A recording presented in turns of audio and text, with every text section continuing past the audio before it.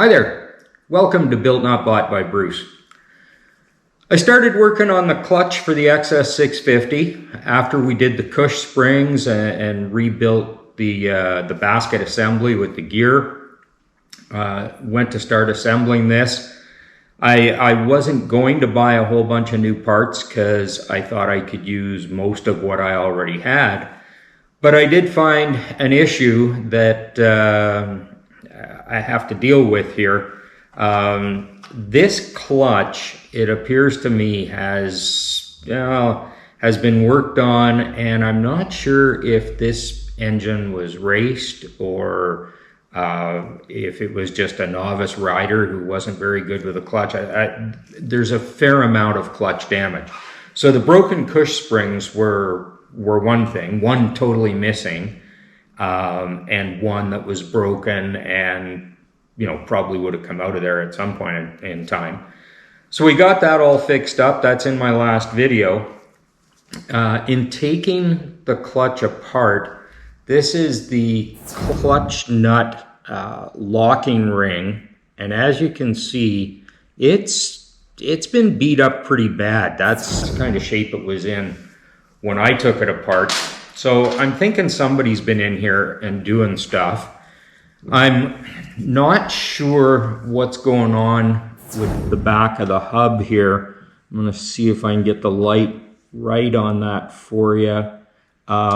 You can see on here there's a lot of scratching, almost like somebody took some kind of a pad, a Scotch-Brite pad, or a grinding disc or something. It's not real deep, but they've hit the edge around the center here. They've done this surface. I don't know if this is factory or if this was done by somebody afterwards. I can't see it being factory the way they've hit this edge around here.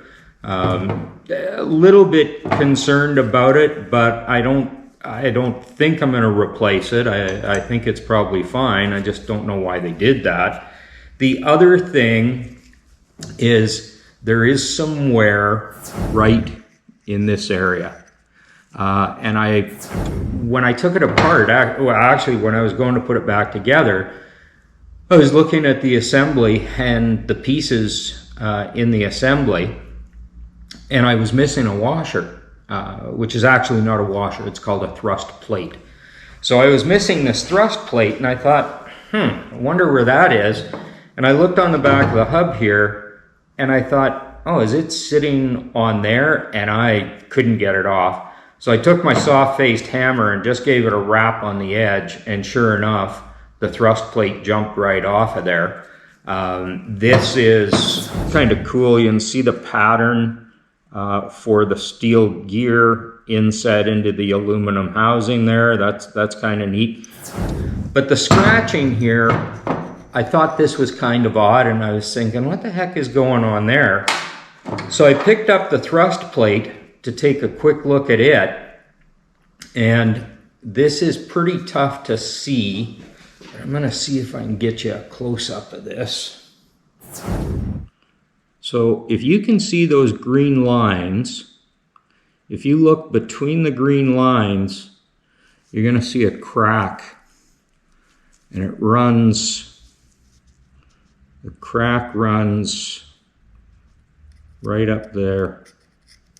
So this thrust plate is cracked, and I'm guessing from the pressure on it that it had maybe spun a bit and marked up the housing, and it may even have dug in and stopped. I can't see exactly where that would have happened, maybe right there, but it may have, the crack may have actually hung it up in the aluminum a little bit. I haven't seen this before, being this is the first XS650 clutch that I've worked on. Of course I haven't seen it before, but I haven't seen it on other motorcycles, and this is just kind of odd. That crack tells me this must be some kind of hardened material to crack like that. Anyway, whatever happened here, Whatever the forces were that caused the crack, that's fine. We just need to replace it and do something about it. That said, I went looking at XS650 Direct, Dime City Cycles, Mike's XS, all the different places. And what I found is there is a kit. This is the original thrust bearing, or is this also a Torrington bearing? I'm not sure, it may be, but they call it a thrust bearing. It's a needle bearing. It's got these cool little needles in here. This is available with the thin washer that goes on the transmission side of the shaft. So this thin washer goes on first, and then the thrust bearing goes on over top of that. And these are sold as a kit. The interesting thing about the kit that all of those sites have is there's way more needle bearings now. Instead of, just, well, what's this one got? 1, 2, 3, 4, 5, 6, 7, 8. So instead of 8, it looks like they've got 20 or 24 or something like that. There's a lot of bearings on the new one. So that's probably an upgrade, and that will be a good thing. However, these aren't the pieces that I really need to replace. So I got looking around. I could not find anywhere, and I'm waiting to hear back from XS650 to see if, XS650 Direct, pardon me, to see if they've found anything. But in the meantime, I went over to my local Yamaha dealer and had the part number. XS650 Direct was good enough to provide me with that in a parts breakdown. So I had a Yamaha part number and went over to my local dealer. They looked up the part number. This thing is still available. It is, what's the term they use for it? Obsolete. It's an obsolete part, but it is still available. And back ordered until June 25th, which is not bad. I can live with that. But then they told me that Argyle Motorsports up in Edmonton had one on the shelf. So I called up there this morning and talked to a young man, was very, very nice. And he said, wow, he said, I'm not sure. I'm going to have to go look for that before I tell you we've got it. The computer showed that he had it. Anyway, he went upstairs, found a box of obsolete parts, dug through it, and sure enough, he found one of these. Now, this is an $8 thrust plate. So what I did, I said, okay, if you've got it there, will you ship it to me? It's certainly not worth me driving 3 hours to Edmonton to get it and drive back. So they're sending it to me. With shipping, it's costing me less than 20 bucks. The one I've got on order locally, I'm going to leave it on order. With COVID and everything, I'm not real confident that it's going to come in for June 25th. But you know what? I've got a new one that'll be here in a few days. I'm going to take that one on June 25th. From the local dealer just to have an extra one, because I got 3 more engines. I don't know, common, not common. I don't know about this problem. So there's where I'm at. I have found one and I have it on the way, and supposedly I have one on order that should be here at the end of the month. That will take care of that. I also found another little glitch, and I wouldn't even mind if somebody wants to give me their opinion on this, because this is a strange one, or a tough one. I had this vapor blasted, the cover, and it came back and it looks pretty good. There's some scars in it and stuff, but I can work with that. But here's what I found on this piece. If you look right here, right going across there, there's a crack there.